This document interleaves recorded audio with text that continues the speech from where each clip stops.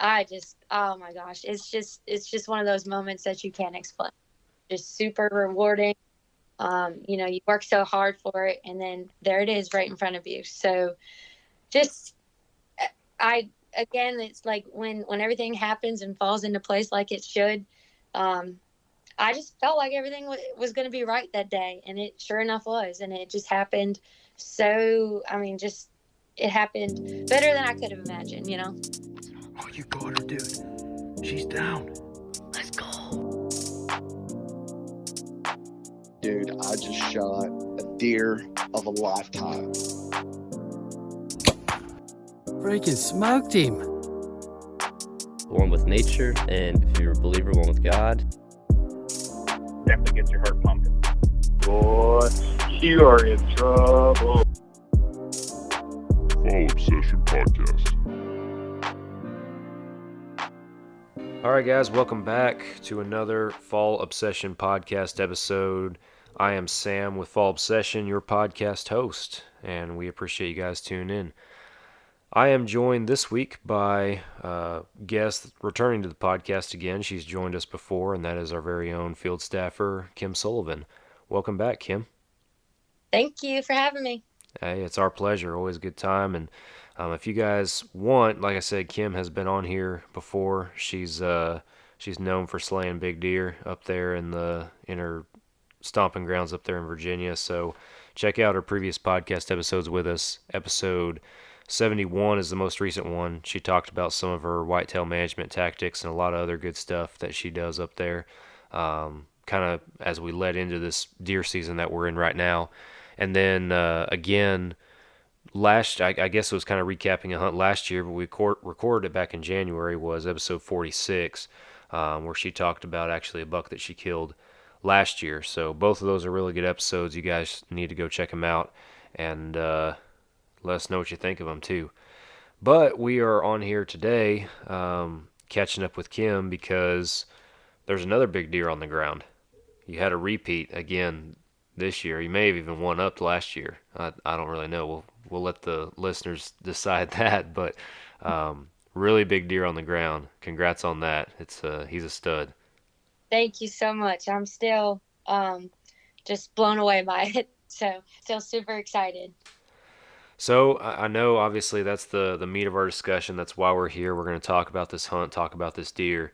I'm going to let you kind of set the stage, if you will, for this hunt in particular, because I know that you pay attention to your deer out there. I know that you monitor your property, you run cameras, you're out there all the time, putting in the work.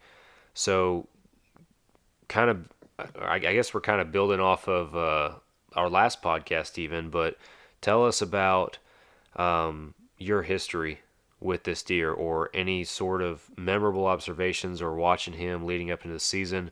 Just kind of set the stage and take us into deer season and where your head was at with this buck. Absolutely. So we do run a ton of cameras over the summer on all of our food plots and whatnot. And that's a main thing as far as studying our deer. And this buck in particular, I honestly do not remember having much history with him.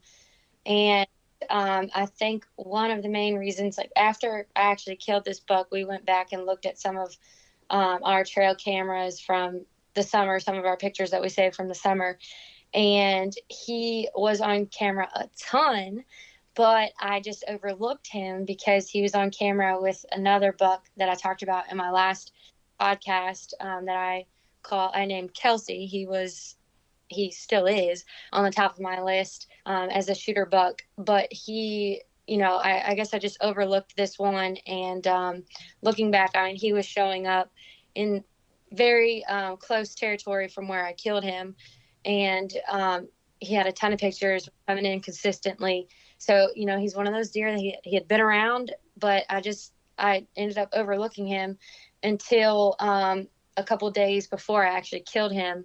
He showed up on our trail cameras again, and I saw him a couple days in a row before I killed him. So not necessarily a lot of history with him. And I don't remember this deer from last year. I'm sure we did have him, but I just we can't place him from a buck from last year. So I'm not sure if it's one that moved in this year or not. So I would say really not much history, but he was around. And I think I ended up just at the right place at the right time with this buck. Yeah. So remind me again. I know I've probably asked this at some point between the last two podcasts that we've done.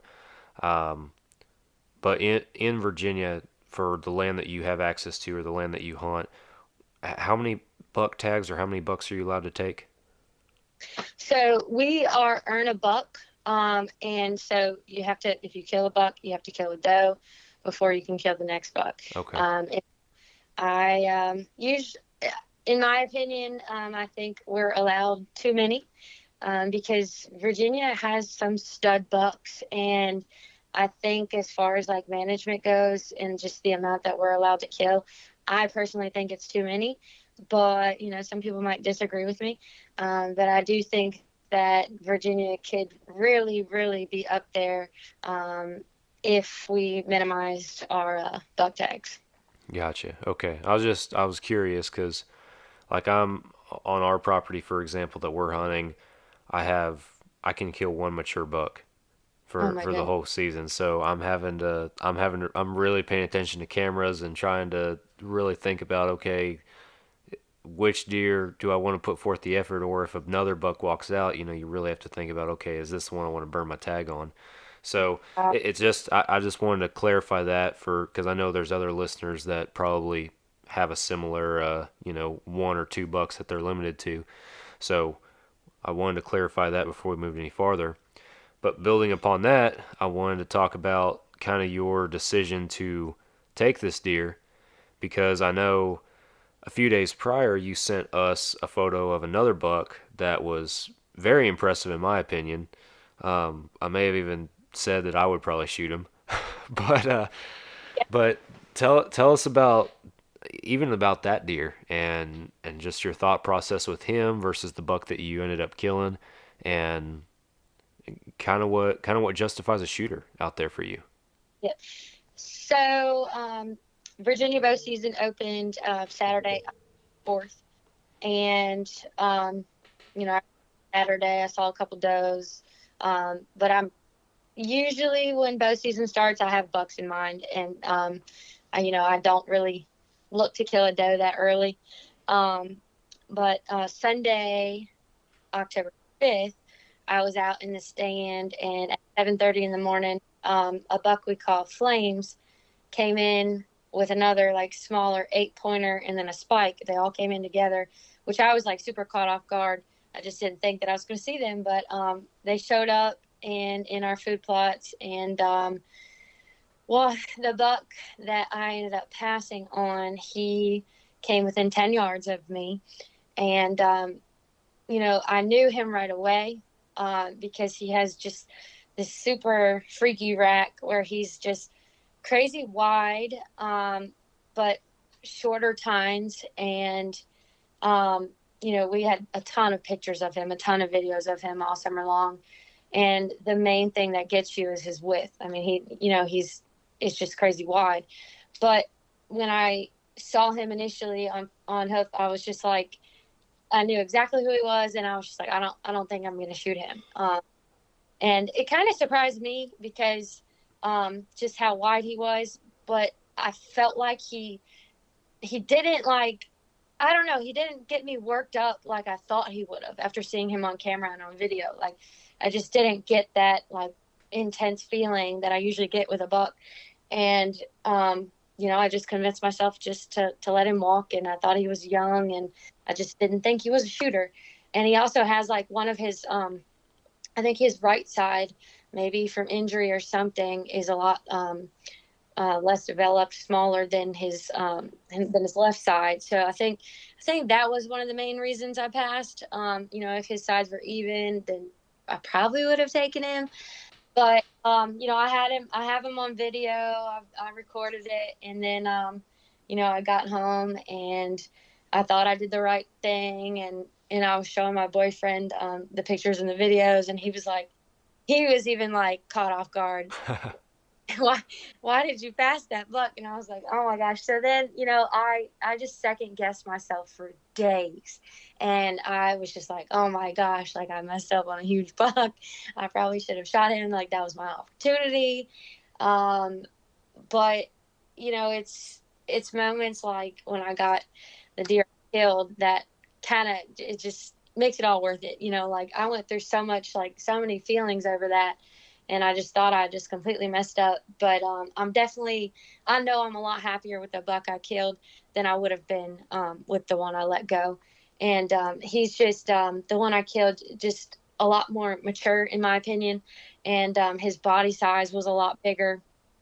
And he was like super pomaded and super heavy, and I just didn't see that with the buck that I had. So it was just one of those things where once you get to the point where you can let deer go, it's awesome because you get the opportunity to see one that's bigger or more mature. And the selective process of the whole thing, it's emotional and drives you crazy, but in the end I think it's worth it. Yeah, I mean, it's worth it to be picky or have that management mentality, for a little bit better term, in my opinion. But I'm a similar experience for me. We had I was out hunting opening weekend, and I had an 8 point come out. Beautiful deer, hung out in front of me forever, like a really nice buck. But you can look at him and tell that he's young. And this deer is actually in our I think it's episode 3 of our Texas Dirt series. I actually got footage and I talked about this deer, but he really pretty buck, and different time years ago I probably would have shot him, but he kind of the same deal. I didn't get that excited feeling. I was excited to see a buck, but it wasn't like, oh my gosh, this is deer I'm going to shoot. Yeah. And and I talk about in that episode, when a buck walks out that's mature and that you're going to take, you pretty much know instantly. Oh When yeah. when you're managing a property, or you have multiple different bucks on your hit list, and one walks out and you're trying to think of a good reason to shoot him, it's probably Don't. probably not one that you want to take. Probably one you want to let walk. So uh, that's really cool that you had that self control. And again, you second guess yourself. I second guess myself, but you know it paid off for you in the long run. So, and rightfully so. So that's awesome. Yeah, I think if I didn't take the buck I did, I probably would still be mad at myself for it. So, but it's just the way it goes sometimes. It's hunting. Yeah, It's so many ups and downs. yeah. I haven't taken a buck yet, obviously, but I've had bigger ones in front of me since then, or at least laid eyes on them. So I'm satisfied with my decision. So Yeah, yeah, and that one buck tag makes a huge difference. yeah. Well, Yeah, it's good and bad, because yeah, you're holding out for a good one, but at the same time, you're wondering where that point in the season is going to be, where you just have to do you just have to make a decision, or do you keep holding out? So it's a balancing act down here. But right. all right, let's get into the hunt itself. That evening when it all went down, take us through it. Tell us what happened. Okay, so I had hunted a lot after Sunday when I let that buck go, and I hunt basically I get on the weekends, and then I'm a teacher, so usually until daylight savings time, I can get home to hunt in time in the evenings, and I pretty much do that as much as I can. And it was Friday, October 8th, and I actually had a hair appointment, and because I'm still female and I get my hair done and all that. And we had like the whole beginning of bow season was super hot, upper 70s, low 80s, and hunting like that is just difficult. But on Friday, we had a pretty dramatic change in temperature, and it was like higher 60s. And so I, messaged my hairdresser, and I was like, will you hate me if I cancel on you? And, she's pretty much like, no, I get it. Go hunt. And I was like, okay. So I ended up canceling my hair appointment, and I rushed home that evening after work, And I went into an area where we did a lot of scouting over the summer because we knew that it was an area where bucks were traveling a lot, and we think that they were bedded on another just past our property line, and they were traveling through there. And we got a ton of pictures this summer, and it also up to a soybean field, which is huge for us early season. So I went in, I took my climber in, and I climbed a tree and out there, and I saw a couple does that evening. And then closer to dark, I saw what I thought was a huge buck on the edge of the soybean field. And I couldn't tell exactly what he was, but looking through the binoculars, like, it was making me shake. I had that, I was like, I had that rush. I knew he was something to get worked up about. So I ended up leaving my climber on the tree. And when I was coming out, I pulled the SD card from our camera that's right there in that area. And I got home and I was checking pictures. And there was two beautiful deer bucks that were in there Wednesday evening, Thursday evening. And obviously I had seen one of them, which I thought was him, Friday evening. So 3 evenings in a row, which kind of blew my mind because it's like super early to pattern them like that. And it was evening activity on the camera. They were in there 5:45, 6 o'clock, 6:15-ish, all of those evenings. And so that made my decision to not go back that morning. I just didn't want to bust in there. I didn't know, obviously we were getting a lot of movement in the evening. So I just decided to leave my stand there. I went and I hunted a different spot the next morning. And then Saturday evening, I got back in there super early. And my plan was when I got in there to move my climber and to get a little bit closer to that field edge where I saw him. But when I went in there, there was a fresh rub, like a big rub 10 yards behind the tree that I climbed that was not there the day before. So I was like, oh, okay. That made my decision just to stay in that tree. And I climbed the same tree. And I did not see anything that evening until right about 6:30 or so. And it's around here, it gets dark at about 6:50, 6:55, depending on if you're in woods field area. And at about 6:30, two bucks came to my left about 50 yards, and they walked the same trail out to the soybean field. And then the buck that I actually let go on Sunday also trailed them like 4 minutes later. And they all went out the same exact spot to the soybean field, and they were eating right on the edge of that field. And, so I watched them for a while, and then I got down, same thing. I said, I just need to get out of here as quiet as I can, leave my climber, and get out and go. And the next day, same thing. I didn't hunt there in the morning. I went back Sunday evening. And I actually, like, this place that I was hunting, we just didn't do a lot of hunting because it's super hard to get into. We would usually drive the four-wheeler there, but still have to walk a good ways in there. And during bow season with your climber, when it's super hot, it's just one of those walks that it's just dreadful. Yeah. By the time you're just drenched in sweat, like, why did I do this to myself? I actually ended up getting a Rambo hunting bike, and I'm obsessed with that thing. It helped me get into the area quick. It helped me get into the area quiet, like not a four-wheeler driving in there all loud, and a lot less sweaty by, not having to walk that whole way. So I kind of like feel like that's a factor to my success. But anyway, so Sunday I told myself I'm going in there. I'm getting in there super early because I want to move my climber where I saw all three of those bucks cross the we had a four-wheeler trail in there, cross the trail and go into the field. So I got in there. It was about, I guess I probably left the house probably like 3:15 or so. I rode the bike down there, and I got to my climber, took it off the tree, walked up probably about 50 yards, and to the spot where I wanted to climb, and there was literally one tree I could possibly climb. Huh. It was not the most ideal.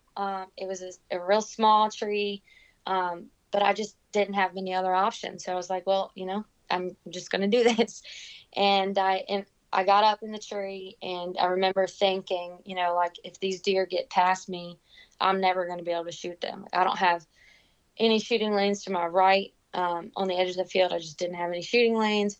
I had some to my left, and then I had that clear four-wheeler trail straight in front of me. So, I told myself, if it happens, they literally are going to have to walk dead in front of me. And, hopefully it works out.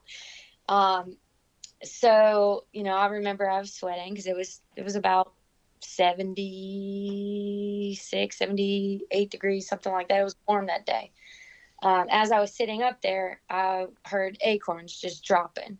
And I was like, oh, this is what they're eating right here on the edge. I didn't even know that, because our acorn crop this year is not the best. Our white oaks, they haven't really produced much. The red oaks, we have a pretty good crop of those, but where I was sitting, it was white oaks, and they were just dropping. And I was like, this is a good time. So I stood up about 6:15 in my climber, just because I wanted to be ready. I wanted everything to be perfect. And I knew I wasn't going to have a lot of time if I was sitting down. And I was also kind of in the wide open in that tree that I climbed. So I was a little nervous about that. So I just wanted to be up, be prepared. Right about 6:15, I heard something over my right shoulder, and there was a nice 8-pointer out in the field. Not a shooter, but, I started getting excited. I was like, okay, this is going to happen. And everything just felt right. Those evenings where everything just feels right and everything's just lining up the way it should.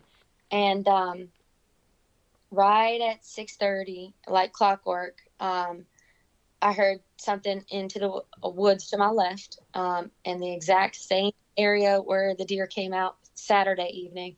There was 2 bucks in there, and they were actually like kind of chasing around a little bit with a doe, nothing crazy.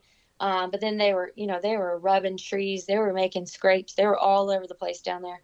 And I couldn't tell what they were, who they were, but I could tell they were good bucks. And the first buck that came up, he was about 50 yards to my left, and he actually like kept going way out in front of me, but then ended up like working his way back straight towards me. And when he picked his head up, I knew it was him. He has like this distinct, almost like a heart-shaped rack when you're looking at him from the front. And so I knew immediately it was him, and he was walking straight towards me. So I waited for him to get behind like a smaller group of trees, because there wasn't much, because he was coming real close to that four-wheeler trail. And I pulled my bow back, I drew my bow, and I thought I messed up on that because he kind of jumped back. I don't know if he heard me or, just saw some type of motion or smelled me or something. He jumped back, but then he just went back to normal, nose to the ground, just kind of sniffing around. And he worked his way he was 22 yards, and he was facing me, and then he stepped that foot forward, and he was, broadside right at 22 yards, and I let the arrow fly.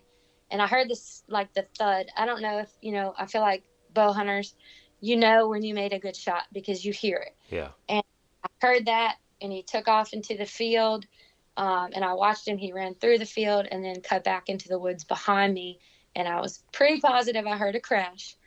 I'm freaking out at that point. I just, so much adrenaline going through my body. I had to like calm myself down and just think for a second and relax. And I get down and I go find my arrow, and the arrow's there. It went straight through him, covered in blood. There was blood on the tree right behind him where he was. But then I started to panic because where he went out into the field, there was like just a couple drops of blood. And I was struggling to find a blood trail. And I actually, I called my boyfriend. He came to help me trail. And we found little blood. It was super scary. And I'm starting to get mad at that point. Like, I know I hit it good. My arrow is showing that I hit it good. And we ended up going into the woods where I thought it was, looking around, couldn't find anything. I had my GoPro on, so I replayed the GoPro, and he actually ran higher, a lot higher into the woods than I originally thought. And then once we got to the area where the GoPro showed that he went into the woods, the blood trail, it was thick, and we found him in there, and put my hands on his rack, and I just, oh my gosh, it's just one of those moments that you can't explain. Just super rewarding. You work so hard for it, and then there it is right in front of you. So just, again, it's like when everything happens and falls into place like it should. I just felt like everything was going to be right that day, and it sure enough was, and it just happened. So, I mean, just it happened better than I could have imagined.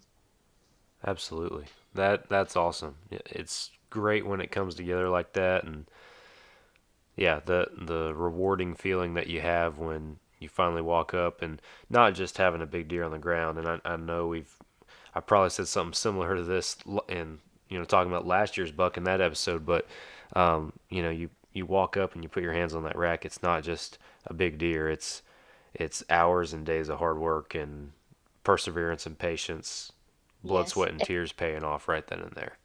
everything you've worked for. And the first thing that I noticed on him, he was like super palmated. His body size was just huge, and it's just a crazy feeling. And like you said, you work so hard, and bow hunting is super hard. It's super challenging, and the patience is one thing, because it has to happen so perfect. They have to come, in your distance. They have to be in a spot where you can shoot. You practice all summer long. It's expensive. It's all of that, but it's so worth it. Absolutely. So I know you haven't gotten him scored, but on the hoof, is this deer bigger than last year's deer? Absolutely, yeah. Last year I killed a mature 7 pointer. We think he was 5 years old. This deer we think he's 4 years old, so maybe not as old, but he's a mainframe 8 with a split brow, which makes him a 9, and just the palmation on him is just. He's just a beautiful rack. He's, I say, like, width, he's pretty similar to the width of the deer last year, but just a much better size rack, and heavier, and that palmation on it, just, it's so beautiful to see. Yeah, this I'm 2 for 2 now on my buck kills with my bow, and this is definitely the biggest one so far with my bow. So That's awesome. Very cool. Real quick, just because you mentioned, the size difference and the characteristic difference this year's buck versus last year's buck, I'll ask this real quick. This year compared to last year, are you seeing just bigger deer in general based on your efforts and everything that you've done out there? um I don't think we haven't had like a drastic change in the size of deer. I'd say very similar, but we've been managing for a while, so as far as like noticing from last year to this year, not much of a difference, because it's been a continual effort, not just from last year to this year. Right. Gotcha. All right. So last question, what about Kelsey? What's the plan for him moving forward? So Kelsey was my top buck, and we had a lot of pictures of him in velvet, and just a stud deer. Like, I can't give too much away, but he would be by far the biggest deer I think I'd ever laid eyes on, or anything like that. But we got a picture of him out of velvet, and he actually broke off half of one of his sides. Oh He no. still would be the biggest deer I'd ever seen, even with that broken side. But I don't know. I think it's going to be one of those in the moment things. If I do see him, especially after already killing this deer, I don't know. I would love to let him go to see what he would be next year, because, like, obviously if I were to take him, he's not at his full potential with that broken side. And it's just, but I just worry that if I let him go, if I do get the chance, if I let him go, I don't think we'll ever get a chance with many people around here if they do come across him. So I think it's one of those things where it's going to be in the moment, especially if it's if it's with a bow. I think with black powder or a rifle, I think it'll be easier to let him walk. But I don't know. I think it's an in the moment thing. We haven't seen a lot of him on camera lately. I don't know. I kind of hope I don't see him, and I hope he stays away from everyone and makes it through. He will be something crazy next year. Yeah, well, that will be very interesting to follow along and see how that plays out. That's again, I get it. It's an in the moment thing. My dad, he has a buck coming in on his stand right now. Probably one of the biggest 8-pointers I've ever seen in the field. This absolutely massive 8-pointer, but his G3 on his left side is broke. Still an absolute stud deer, but it's like, oh my, and he's perfectly symmetrical too, which is even crazier. But it's like, man, that deer, he's a mature deer, but I don't feel like he would decline this year to next year at the same time. So you have that thought to let him walk, but at the same time, he's the biggest buck that we have out here, and yeah, I sincerely doubt that that somebody does. Hopefully, one of us doesn't at least take a shot. I know if he walked in front of me, it'd be. I don't know if I'd have the self control. Yeah, it's super hard. You had 1,000 acres and you could let them go confidently knowing that they would make it through. But, I'm not rich. But if anybody wants to donate some to me, I'm right here. Well, I think a bunch of people could probably jump in that boat too. So Yeah. Yeah. So, but I don't know, you never know. You never know. It's true. Yeah. Well, Kim, awesome buck, awesome story, awesome start to the 2021 season, and again, seeing all your hard work pay off, which is pretty awesome. So, thanks for coming on and sharing the story with us this week. Appreciate you joining us. You're so welcome. I love telling the story, so thank you for having me on. Absolutely. I'm sure it won't be long before we knock out another one, and hopefully maybe, I don't know, we'll get an update one way or another on Kelsey. So we'll see Yeah. we'll see how that unfolds, like I said. So Hopefully it's a good update. hopefully it is, yes, in one way or another. All right, guys, we'll appreciate y'all listening and tuning in to another week of our Fall Obsession podcast. If you guys are a new listener or you're a returning listener that hasn't done it yet, you need to go follow and subscribe to our podcast on whatever podcast platform you're listening on. We are on all major podcast apps, as well as our episodes are also found on our YouTube and our website, fallobsession.com. If you guys are an Apple Podcast listener, please leave us a review if you can. 5 stars if you think we're worth it. And if you don't think we're worth it, then head to fallobsession.com/podcast and tell us why we're not. We have a form on there that you guys can fill out to send us either general feedback. You can ask questions that we'll address in an episode, or you can suggest topics, guests, anything like that. So we're open and accepting of all feedback. So hit us up on there. Our website, fallobsession.com, is our hub. That's where all of our content is found. We are a hunting and outdoor media production company, so on that website you can find gear reviews, educational articles, wild game recipes, all of our mini video series that we run. Video series are also found on YouTube. Go subscribe to our YouTube channel. We're putting out multiple new videos a week. Check out our apparel at our online store. We're battling the effects of, I don't know, I'm told so many different things, trade ships off the coast and all this other stuff, but nobody can get anything, and hats and shirts are apparently included in that. So we're working through all those issues and slowly getting our apparel restocked, but we got a lot of new designs on there for you guys available for pre-order at least, so go check them out. Facebook, Instagram, Twitter, those are our socials. Go follow, like, all that good stuff. Again, subscribe to our YouTube. And Kim, I believe you also got your social pages as well that people can follow. I know you send us your your content and everything we put on your pages, but you also share your journey and everything you're doing on yours as well. So Yep. If you guys wanted to, you can follow me on Instagram.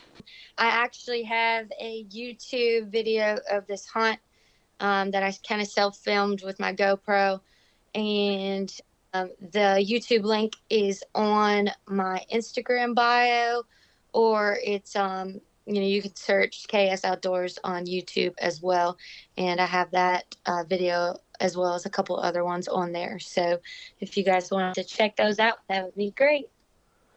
well, there you go, guys. Yeah, go give Kim a follow and show her your support as well, and be sure you follow Fall Obsession too. See her content in both places. So. All right, well, that's all I got for you guys. Kim, thank you again for coming on this week. Appreciate it. Good to talk to you. Absolutely. Good to talk to you. All right, guys, we're back here every single Monday morning for a new episode, and we will catch you guys again next week.